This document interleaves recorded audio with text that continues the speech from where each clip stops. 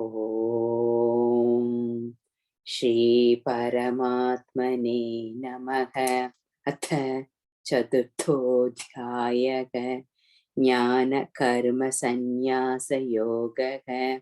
श्रीभगवानुवाच इमौ विवस्वते योगं प्रोक्तवानहमव्ययम् विवस्वान् मनवे प्राह मनुरिक्ष्वाकवे ब्रवीत्।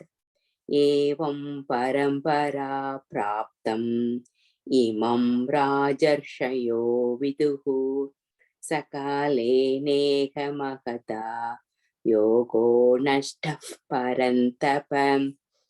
स एवायं मया तेज्य योगः प्रोक्तः पुरातनः भक्तोऽसि मे सखा चेति रहस्यं ह्येतदुत्तमम्। अर्जुन उवाच अपरं भवतो जन्म परं जन्म विवस्वतः कथमेतत् विजानीयाम् त्वमादौ प्रोक्तवानिति। श्रीभगवानुवाच बहूनि मे व्यतीतानि जन्मानि तव चार्जुन तान्यहौ वेद सर्वाणि न त्वौ वेद परन्तप। अजोऽपि सन्नव्ययात्मा भूतानामीश्वरोऽपि सन् प्रकृतिं स्वामधिष्ठाय सम्भवाम् आत्ममायया। यथा यथा हि धर्मस्य ग्लानिर्भवति भारत अभ्युत्थानमधर्मस्य तथात्मानं सृजाम्यहम्। परित्राणाय साधूनां विनाशाय च सदुष्कृतां धर्म संस्थापनार्थाय संभवामि युगे युगे। जन्म कर्म च मे दिव्यम् एवैयो वेत्ति तत्त्वतः त्यक्त्वा देहं पुनर्जन्म नैति मामेति सोऽर्जुन। वीतरागभयक्रोधाः मन्मया मामुपाश्रिताः बहवो ज्ञानतपसा पूता मद्भावमागताः ये यथा मां प्रपद्यन्ते तांस्तथैव भजाम्यहम्। मम वर्त्मानुवर्तन्ते मनुष्याः पार्थ सर्वशः काङ्क्षन्तः कर्मणां सिद्धिं यजन्त इह देवताः। क्षिप्रं हि मानुषे लोके सिद्धिर्भवति कर्मजा चातुर्वर्ण्यं मया सृष्टं गुणकर्म विभागशः तस्य कर्तारमपि मां विद्य कर्तारमव्ययम्। न मां कर्माणि लिम्पन्ति न मे कर्मफले स्पृहा इति मायोऽभिजानाति कर्मभिर्न स पच्यते। एवं ज्ञात्वा कृतं कर्म पूर्वैरपि मुमुक्षुभिः कुरु कर्मैव तस्मात् त्वं पूर्वैः पूर्वतरं कृतं किं कर्म किमकर्मेति कवयोऽप्यत्र मोहिताः तत्ते कर्म प्रवक्ष्यामि यज्ञात्वा मोक्ष्यसे शुभात्। कर्मणो ह्यपि बोद्धव्यं च विकर्मणः अकर्मणश्च बोद्धव्यं गहना कर्मणो गतिः। कर्मण्यकर्म यः पश्येत् अकर्मणि च कर्म यः स बुद्धिमान् मनुष्येषु स युक्तः कृत्स्नकर्म कृत् यस्य सर्वे समारम्भाः कामसङ्कल्पवर्जिताः ज्ञानाग्निदग्धकर्माणं तमाहुः पण्डितं बुधाः त्यक्त्वा कर्मफलासङ्गं नित्यतृप्तो निराश्रयः कर्मण्यभिप्रवृत्तोऽपि नैव किञ्चित् करोति सः निराशीर्यतचित्तात्मा त्यक्तसर्वपरिग्रहः शारीरं केवलं कर्म कुर्वन्नाप्नोति किल्बिषम् यदृच्छा लाभसन्तुष्टः द्वन्द्वातीतो विमत्सरः समसिद्धावसिद्धौ च कृत्वापि न निबध्यते गतसङ्गस्य मुक्तस्य ज्ञानावस्थितचेतसः यज्ञायाचरतः कर्म समग्रं प्रविलीयते ब्रह्मार्पणं ब्रह्महविः ब्रह्माग्नौ ब्रह्मणाहुतं ब्रह्मैव तेन गन्तव्यं ब्रह्म कर्म समाधिना दैवमेवापरे यज्ञं योगिनः पर्युपासते ब्रह्माज्ञावपरे यज्ञं यज्ञेनैवोपजुह्वति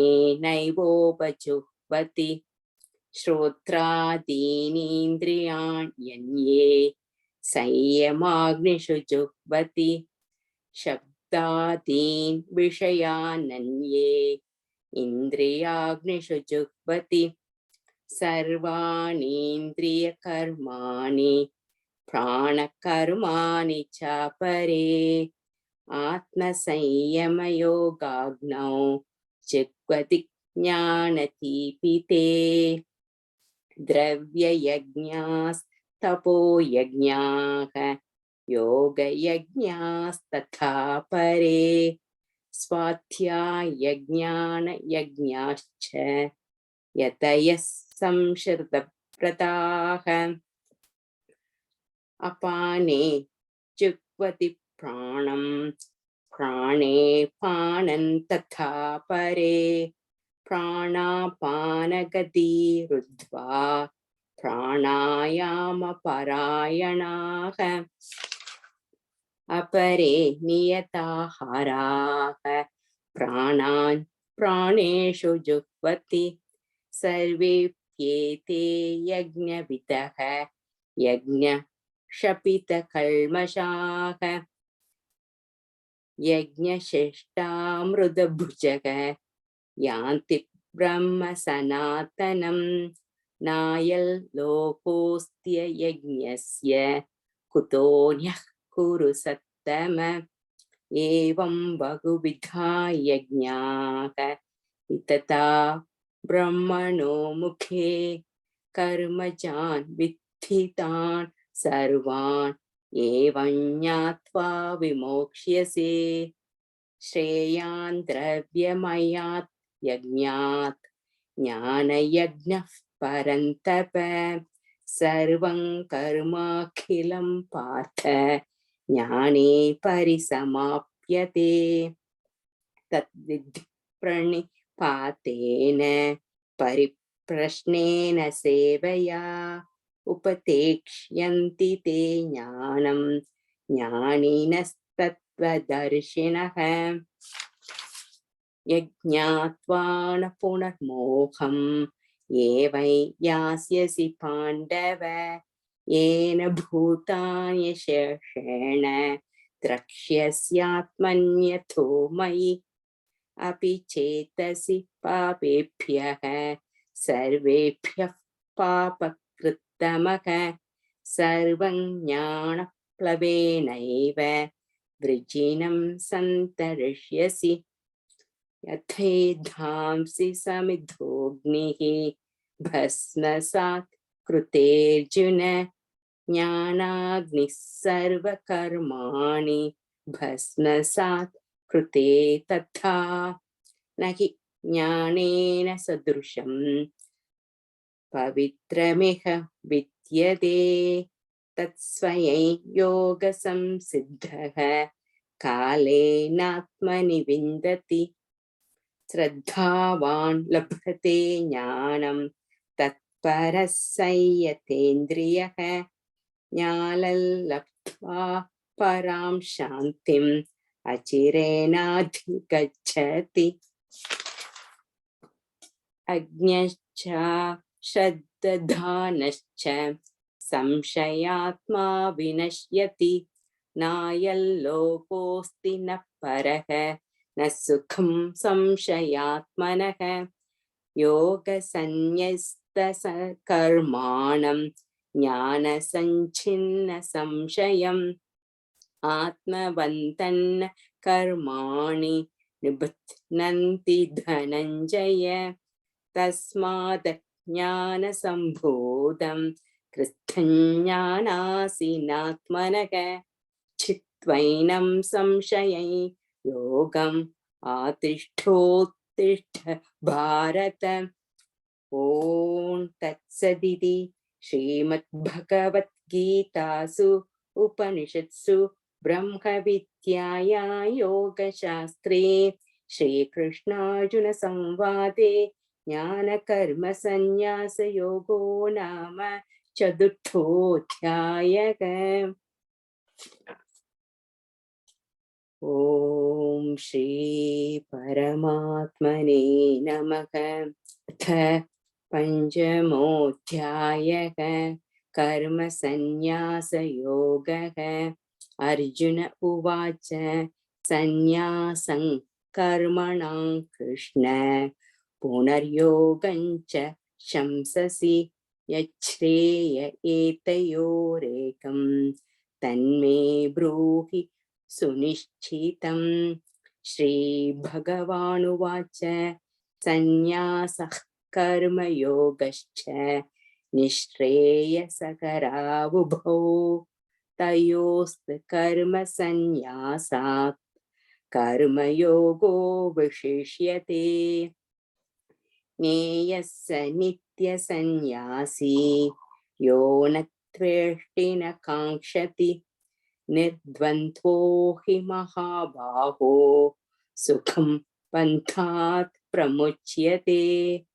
सांख्ययोगो पृथक् बालाः प्रवदन्ति न पण्डिताः एकमप्यास्थितः सम्यक् उभयोर् विन्दते फलम्। यत् सांख्यैः प्राप्यते स्थानं तत् योगैरपि गम्यते। एकं सांख्यं च योगं च यः पश्यति स पश्यति सन्न्यासस्तु महाबाहो दुःखमाप्तु मयो गतः। योगयुक्तो मुनिर्ब्रह्म न चिरेणाधिगच्छति योगयुक्तो विशुद्धात्मा विजितात्मा जितेन्द्रियः सर्वभूतात्मभूतात्मा कुर्वन्नपि न लिप्यते।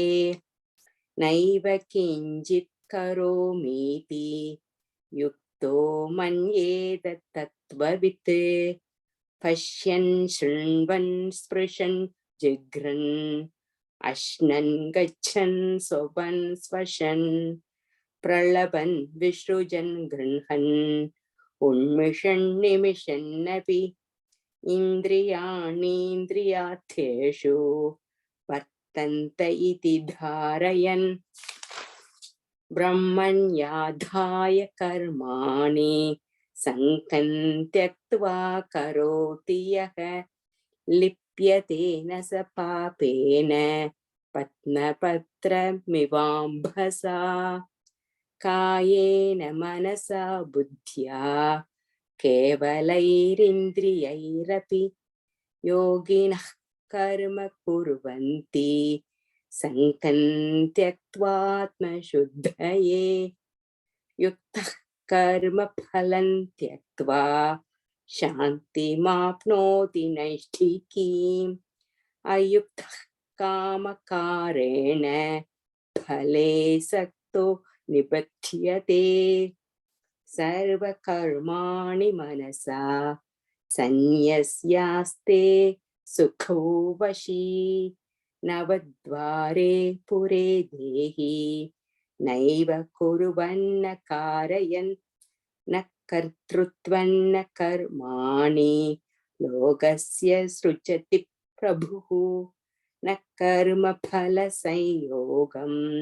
स्वभावस्तु प्रवर्तते न दत्ते कस्यचित् पापं न चैव सुकृतौ विभुः अज्ञानेनावृतं ज्ञानं तेन मुह्यन्ति जन्तवः ज्ञानेन तु तद् ज्ञानं येषान्नाशितमात्मनः तेषामादित्यवज्ञानं प्रकाशयति तत्परं तद्बुद्धयस्तदात्मानः तन्निष्ठास्तत्परायणाः गच्छन्त्य पुनरावृत्तिं ज्ञाननिर्धूतकल्मषाः विद्या विनयसम्पन्ने ब्राह्मणे कविहस्तिनि शुनि चैव श्वपाके च पण्डिताः समदर्शिनः इहैव तैर्चितः सर्गः येषां साम्ये स्थितं मनः निर्दोषं हि समं ब्रह्म तस्मात् ब्रह्मणि ते स्थिताः न प्रहृष्येत् प्रियं प्राप्य नोत्विचेत् प्राप्य चाप्रियं स्थिरबुद्धिरसम्मूढः ब्रह्मवित् ब्रह्मणि स्थितः बाह्यस्पर्शेष्वसक्तात्मा विन्दत्यात्मनि यत् सुखं स ब्रह्मयोगयुक्तात्मा सुखमक्षयमश्नुते ये हि संस्पर्शजा भोगाः दुःखयोनय एव ते आत्यन्तवन्तः कौन्तेय न तेषु रमते बुधः शक्नोति हैव यः सोढुं प्राक् शरीरविमोक्षणात् कामक्रोधोद्भवो वेगं स युक्तः स सुखी नरः योऽन्तः सुखोऽन्तरारामः तथान्तर्ज्योतिरेव यः स योगी ब्रह्मनिर्वाणं ब्रह्मभूतोऽधिगच्छति लभन्ते ब्रह्मनिर्वाणं ऋषयः क्षीणकल्मषाः छिन्नद्वैता यतात्मानः सर्वभूतहिते रताः कामक्रोधवियुक्तानां यतीनां यतचेतसाम् अभितो ब्रह्मनिर्वाणं वर्तते विदितात्मनाम् स्पर्शान् कृत्वा बहुबाह्यान् चक्षुश्चैवान्तरे भ्रुवोः प्राणापानौ समौ कृत्वा नासाभ्यन्तरचारिणौ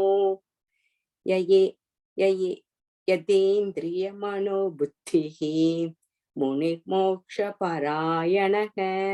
विगतेच्छा भयक्रोधः यः सदा मुक्त एव सः भोक्तारै यज्ञतपसां सर्वलोकमहेश्वरं सुहृदं सर्वभूतानां ज्ञात्वा मां शान्तिमृच्छति। ॐ तत्सदिति श्रीमद्भगवद्गीतासु उपनिषत्सु ब्रह्मविद्यायां योगशास्त्रे श्रीकृष्णार्जुनसंवादे कर्मसन्न्यासयोगो नाम पञ्चमोऽध्यायः।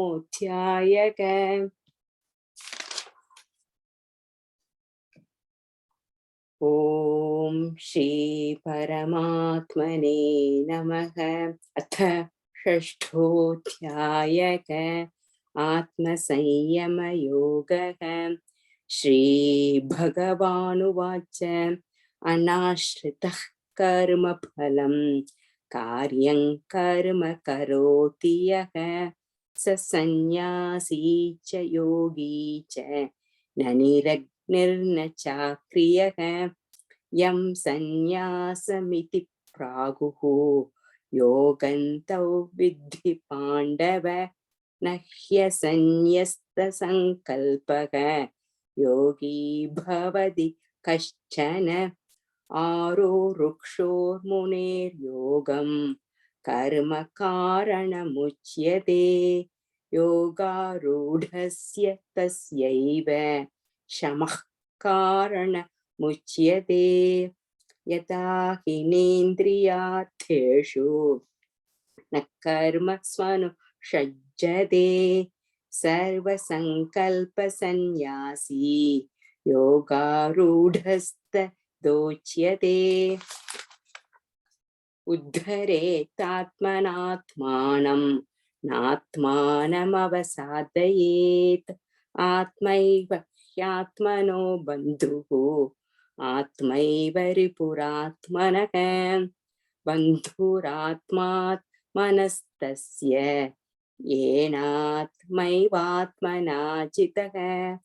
अनात्मनस्तु शत्रुत्वे वर्तेतात्मैव शत्रुवत्। चितात्मनः प्रशान्तस्य परमात्मा समाहितः। शीतोष्णसुख दुःखेषु तथा मानापमानयोः ज्ञानविज्ञानतृप्तात्मा कूटस्थो विजितेन्द्रियः। युक्त इत्युच्यते योगी समलोष्टाश्मकाञ्चनः। सुहृन् मित्रारुदासीनमध्यस्थ त्वेष्य बन्धुषु साधुष्वपि च पापेषु समबुद्धि विशिष्यते। योगी उञ्जीत सततम् आत्मानं रजसि स्थितः एकाकी यतचित्तात्मा निराशीरपरिग्रहः।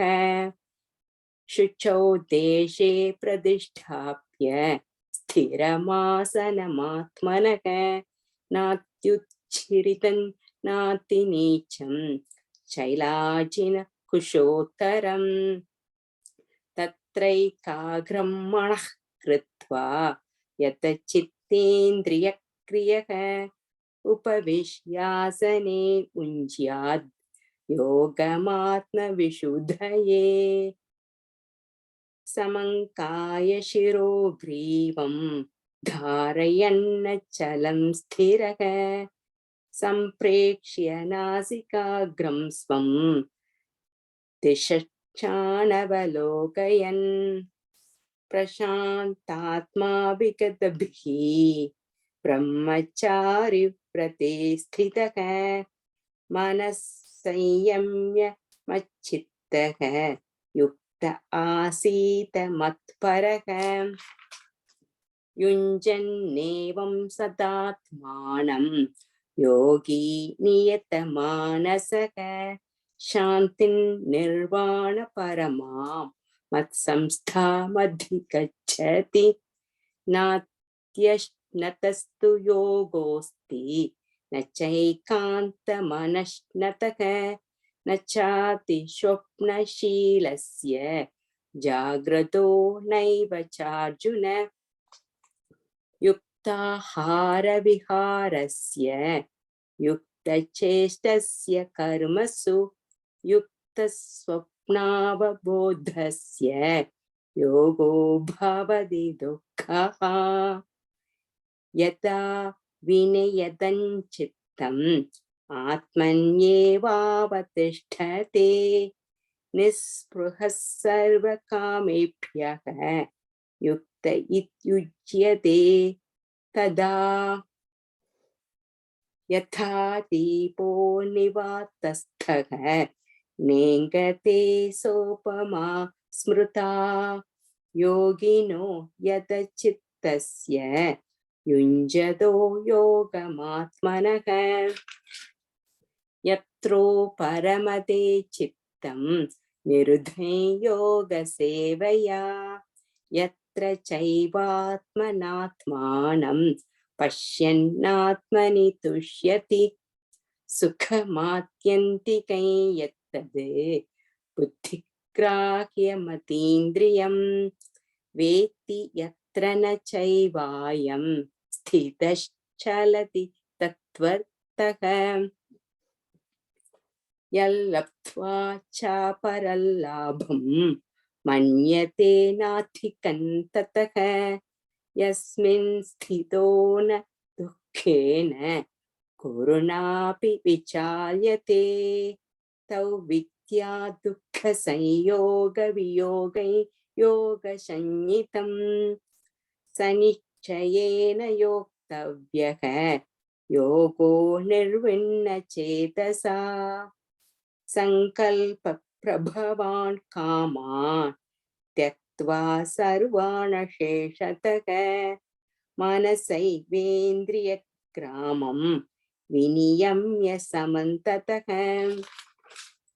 शनैः शनैरुपरमेत् बुद्ध्या धृति गृहीतया आत्मसंस्थं मनः कृत्वा न किञ्चिदपि चिन्तयेत् यतो यतो निश्चरति मनश्चञ्चलमस्थिरं ततस्ततो नियम्यैतद् आत्मन्येव वशं नयेत् प्रशान्तमनसं ह्येनं योगिनं सुखमुत्तमम् उपैति शान्तरजसं ब्रह्मभूतमकल्मषं युञ्जन्नेवं सतात्मानं योगी विगतकल्मषः सुखेन ब्रह्म संस्पर्शम् अत्यन्तं सुखमश्नुते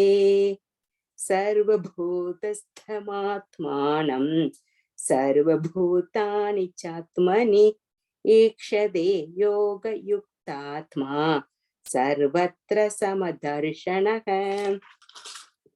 यो मां पश्यति सर्वत्र सर्वं च मयि पश्यति तस्याहं न प्रणश्यामि स च मे न प्रणश्यति सर्वभूतस्थितै यो मां भजत्येकत्वमास्थितः सर्वथा वर्तमानोऽपि स योगी मयि वर्तते आत्मौपम्येन सर्वत्र समं पश्यति योऽर्जुन सुखो वा यदि वा दुःखं स योगी परमो मतः अर्जुन उवाच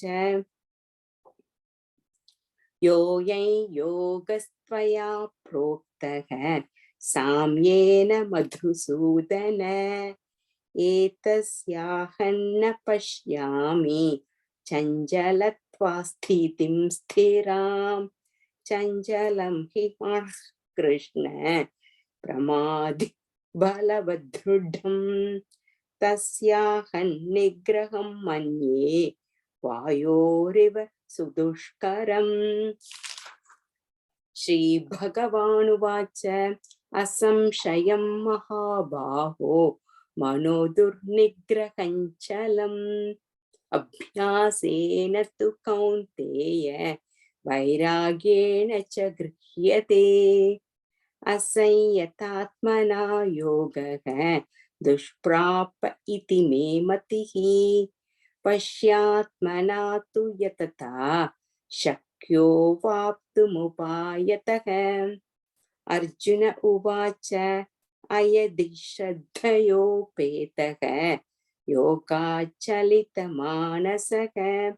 अप्राप्य योगसंसिद्धिं कां गतिं कृष्ण गच्छति कच्चिन्नो भयविभ्रष्टः छिन्नाभ्रमिव नश्यति अप्रतिष्ठो महाबाहो विमूढो ब्रह्मणः पथि एतन्मे संशयं कृष्ण छेत्तुमर्हस्य शेषतः त्वदन्यः संशयस्यास्य छेत्ता हि उपपद्यते। श्रीभगवानुवाच पार्थ नैवेह नामुत्र विनाशस्तस्य विद्यते न हि कल्याणकृत् कश्चित् दुर्गतिं तात गच्छति प्राप्य पुण्यकृता लोकान् उषित्वा शाश्वती समाः शुचीनां श्रीमताङ्गेः योगभ्रष्टोऽभिजायते अथवा योगिनामेव कुले भवति धीमताम् एतद्धि दुर्लभतरं लोके जन्म यतीदृशम् तत्र तं बुद्धिसंयोगं लभते पौर्वदेहिकम् यतते च ततो भूयः संसिद्धौ कुरु नन्दन पूर्वाभ्यासेन तेनैव क्रियते ह्यवशोऽपि सः जिज्ञासुरवियोगस्य सप्तब्रह्माति वर्तते